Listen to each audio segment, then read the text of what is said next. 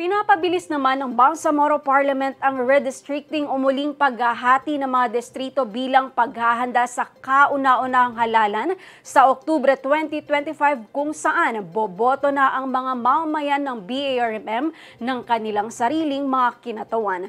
Isinasagawa na ang mga pampublikong konsultasyon para sa dalawang panukalang batas na naglalayong baguhin ang pagkakahati ng 32 parliamentary districts. Ang mga panukala ay isinangguni na sa Committee on Local Government at Committee on Amendments, Revision and Codification of Laws.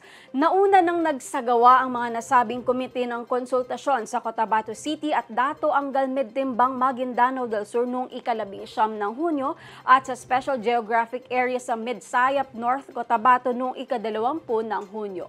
Layunin ng redistricting na iakma ang mga distrito matapos ang desisyon ng Korte Suprema na nag-aalis sa sulu sa saklaw ng BARMM at masigurong patas ang representasyon sa bawat lugar. Definitely, merong pong affected na district na nabawasan ng isang munisipyo kasi talagang nagkaroon ng reconfiguration yung ibang distrito. And of course, nandyan na yung each province na dagdagan ng at least one na parliamentary district. Ayon kay CLG Chair Nagib Sinarimbo, layunin ng hakbang na ito na marinig ang bawat boses ng komunidad.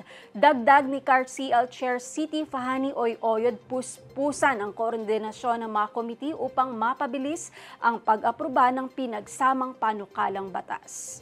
Opo, yung pa rin talaga ang timeline natin na habulin na maipasok yung panibagong districts doon sa gagawing October 13 na 2025 elections para kompleto yung 80. May naka-schedules na, including yung kailan magdi-deliberate yung committees.